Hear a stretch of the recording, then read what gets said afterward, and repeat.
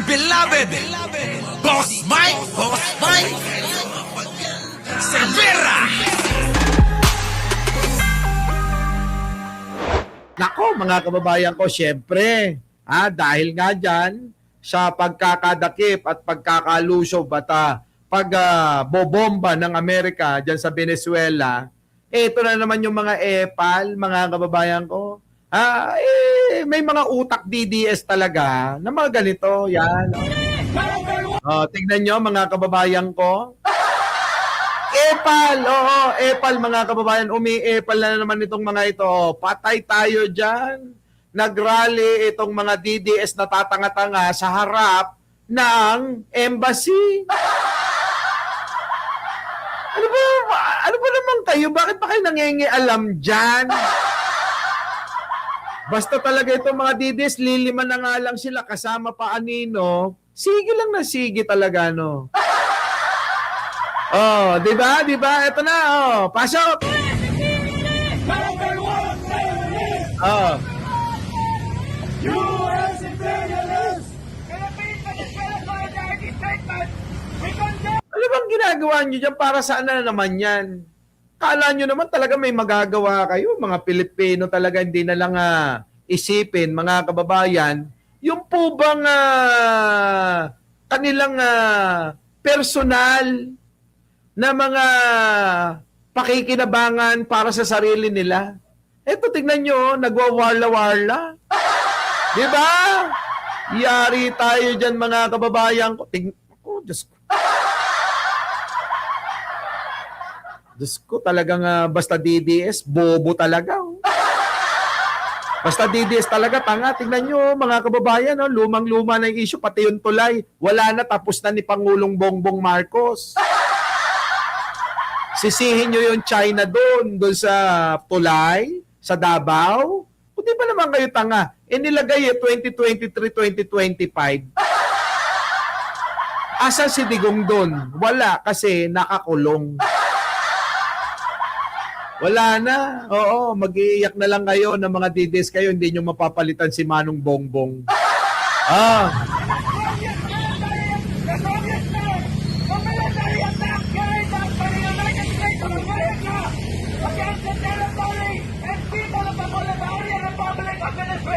Nako. Civilian military site in Caracas, the nation's capital, as well as in the state of Miranda, Aragua. Galit na galit, Sabi dito, tingnan nyo kung gaano kabobo ito. Di ba? Ito, Diyos ko, ang hina ng ulo ng mga DDS, Funded ng China pero inaangkin niya. Bobo ka ba? Baka nakakalimutan mo, hindi mangyayari yan, kung wala si Pangulo. Ibig sabihin, nag-effort yan. Ngayon naman, sinasabi nyo na, hindi si Digong ang naghanap niyan bakit hindi niya pinagawa nung panahon niya? Nakuha nyo? Bakit? Kasi, hindi na pagawa ni Digong kasi busy-busy kakanakaw. Ngayon na in-effort ni Pangulong Bongbong Marcos para matuloy yan, nag-iiyak kayo dyan. Diba? Iyak sila ng iyak sa tulay na yan, mga kababayan. Hindi pa rin nakaka-move on. Ang tagal-tagal na yan. Last year pa natin topic yan. Hindi mo maiintindihan yung sinasabi ko kasi bobo ka. Oo, nasa ako ngayon nasa mood ako makipagbardagulan. Pero hindi ako magmomora kasi pinangako ko na yan. New Year resolution ko yan. Tama, mga kababayan ko. Ganyan sila kahina mag-isip. Oo. Baka nakakalimutan nyo, tandaan ninyo. Once na natapos ang proyekto sa panahon ng kung sino nang nanunungkulan, siyang dapat na pinapasalamatan at tinitignan. Ngayon, kung hindi natapos ni Digong yan nung panahon niya, kahit isang buto, hindi niya napatayo. Sa bagay, kahit yung utin ni Digong, di na tumatayo. Walay.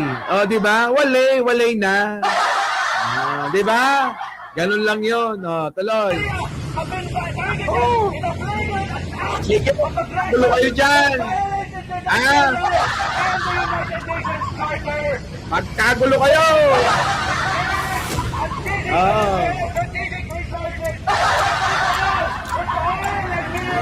Di ba? Marini na kami political independent. Ano yung pangalan sa Chip? Di ba? To impose a colonial war and engineer a violent war of slavery. Mga hinampil ito, no? Oh, nandiyan pa ba yung mga DDS? Oh, sumagot kayo. Gusto ko kayo. Oo, happy ako dito. Oy, ganito na lang. Sabihin mo kay Sara, debate sila ni Atty. Claire, oh. Doon na lang. Kaysa kayo yung mga nagmumukhang tanga dyan. Diba? Wala na kayong magagawa kahit na maghuhubad kayo mula sa Luneta hanggang sa Divisoria, mula Recto hanggang Avenida, mula sa Balintawak hanggang EDSA. Ay, wala. Kahit na maghuhubad kayo, hindi nyo na mapapalitan si Pangulo. Masakit yan. Diba? Di ba? Di ba Manong Ramil, ano 'yon sinasabi mo? Si Sara tumatanggap ng kwarta sa droga, sa sugal. Kita nyo? Pero maniniwala pa rin kay Sara. Ganon ka, kabobo ka tanga mga DDS, paniniwalaan pa rin nila kahit na may nagpapatunay na si Sara ay tumatanggap ng pera sa droga, na ang totoong drug lord ay yung tatay niya na si Digong na nakakulong na kinarma na. Kasi mga kababayan, kung hindi totoo yan, abay papatnubayan ng amang lumikha.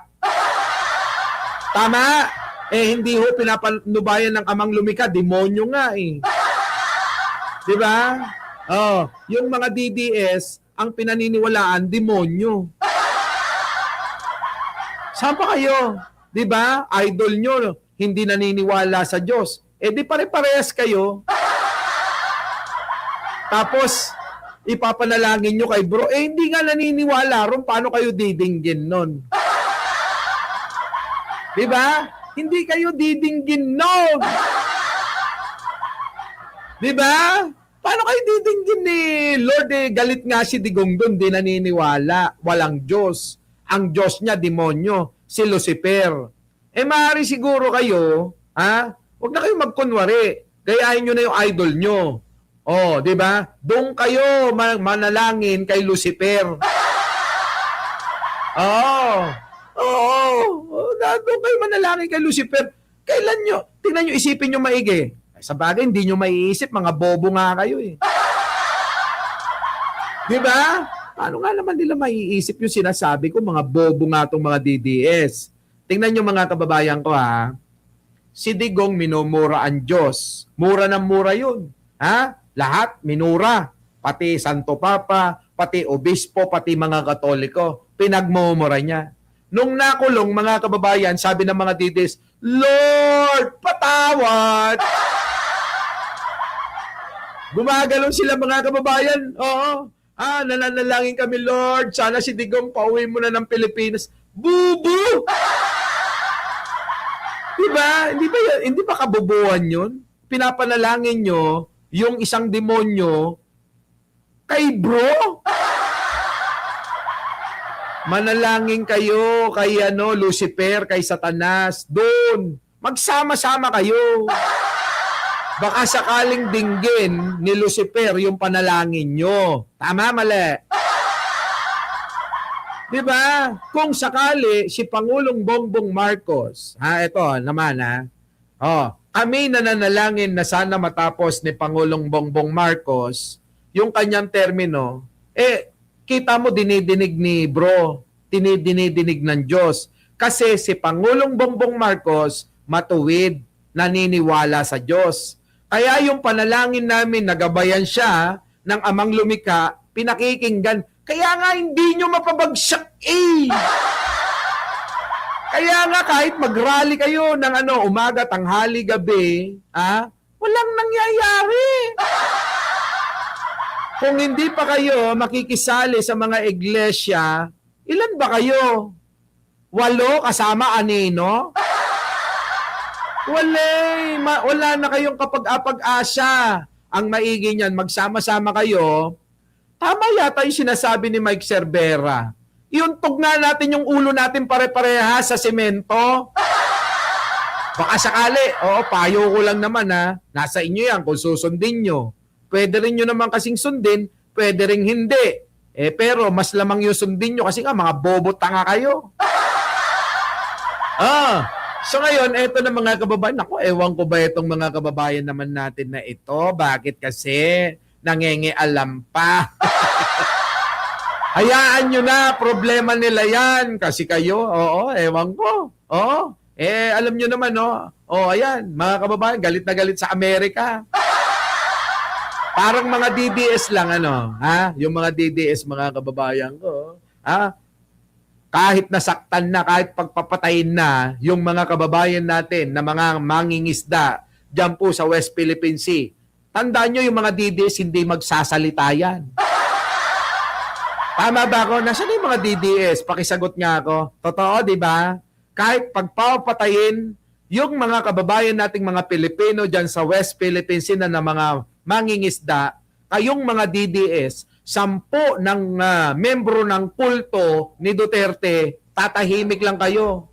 Tama, mali? Hindi kayo magsasalita kasi feeling nyo kinakampihan kayo ng alin? Ng China.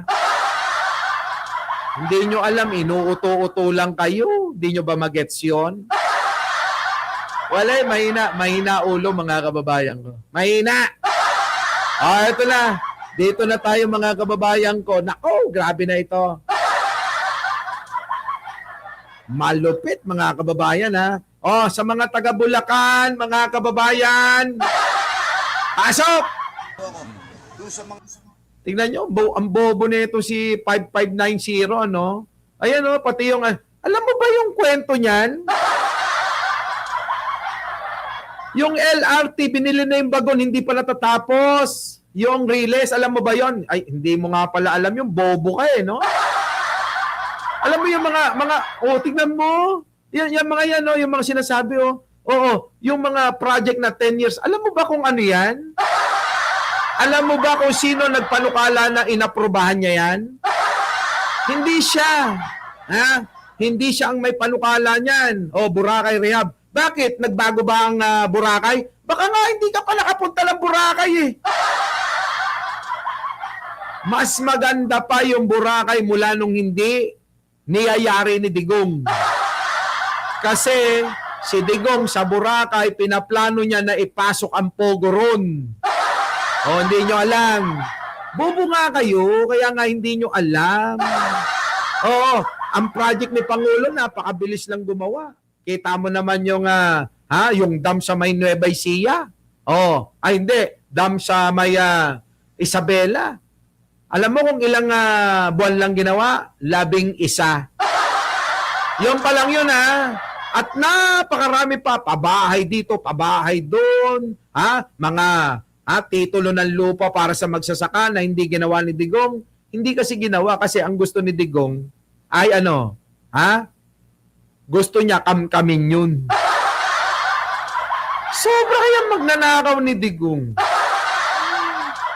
Di ba? Sabi, yung tulay na bumagsak kay Digong, hindi nila angkinin. Di ba? Di ba? LRT Cavite Extension yon. Anong bagon? Bobo, tanga! Akit ka nga rito para magkalimalagan tayo. Ito yung gusto kong kausap to. Dito, akit ka Nasa mood ako ngayon. Ito. Akit ka na nasa ako ngayon. Ayan, dito ka sa Mike Cervera. Diyan. Akit ka. Dali. Para ipamukha ko sa iyo lahat yung mga sinasabi mo. Abay, hindi pa natatapos ka ko. Akit ka na, dali! Lalatagan kita ng ebidensya, dali. Dali na. Hayaan na natin tong si Romualdez. Hayaan na natin sino to? Si Aimee Marcos, yung anak. Ano na? Akit, dali. Wala mga kababayan ko. Wala. Mahina. Dali! Binibigyan na kita ng platform para maiabante mo yung sinasabi mo Di ba? Kita mo, nagbanggit ka pa ng Esplanade, di na nga namin binabanggit kasi maliit lang yan na proyekto pero laking-laki na kayo. Dali na. Para naman antungin ako kapag marinig kita rito at makita namin yung mukha mo rito. Nasa mood talaga ako ngayon eh. Oo, nakahanda naman yung mga resibo ko rito. Dali na. O, wala. O, bilangan nyo ng 10, mga kababayan. Kapag hindi umakyat yan, DDS talaga yan, parang si Sara. Takot na takot kay Atty. Claire Castro makipagdebate. Manang-mana oh. Manang-mana oh. Manang-mana kay kay Sara. O bakit ba si Sara takot na takot makipagdebate kay kay Atty. Claire? Pakisagot nga. Oh, nakakailan na kayo. Ayaw umakyat. Oh, block nyo na yan. Oh, ito na. Bumababoy. Oh, ito naman mga taga Bulacan, mga kababayan ko. Oh, ito na mga kababayan oh. Ano po? Inuulit ko po.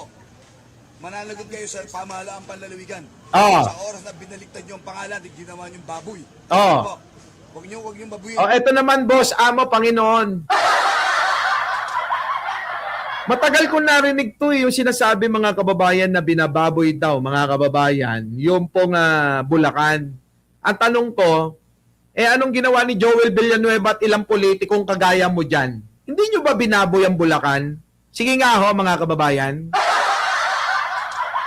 Ang tanong natin dito, bakit ngayon tahimik kang damuho ka, na binaboy ng mga politikong mga kongresista at mga taga-DPWH at ni Joel Villanueva ang Bulacan, bakit damuho kang tahimik ka?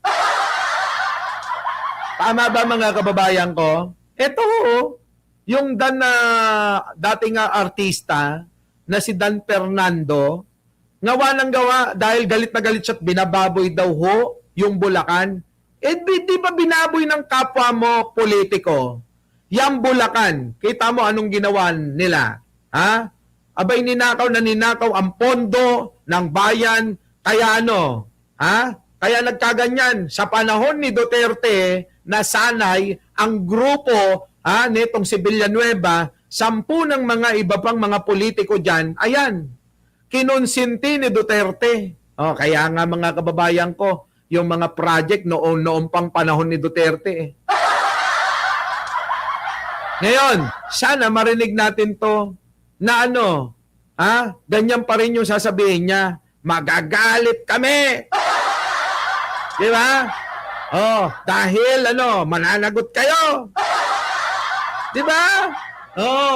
Dahil binababoy nyo Bulacan, binababoy nyo na nga. Di ba? O kita nyo mga kababayan, pansinin natin itong mga bobong mga DDS. Yan lang yung kaya niya sabihin. Di ba? Yan lang. Yan lang yung kaya niya sabihin mga kababayan. Yung mga ganyan. Ganyan katatanga, kabobobo. Walang mga argumento. Basta DDS, tanga, bobo talaga. Walang laman ang ulo eh. Di ba? Kasi kung may laman ang mga ulo ng mga yan, hindi ganyan ang mga komento niyan. Iaabante nila si Sara. Sige nga. Hinahamon na nga si Sara. Debate kay Atty. Claire, bakit hindi pa rin sumasagot? Di parehas nyo mga bobo. Kanino kayo magmamana? Sa bobo rin katulad ni Sara na mukhang baklang boksingero. Our beloved Boss Mike.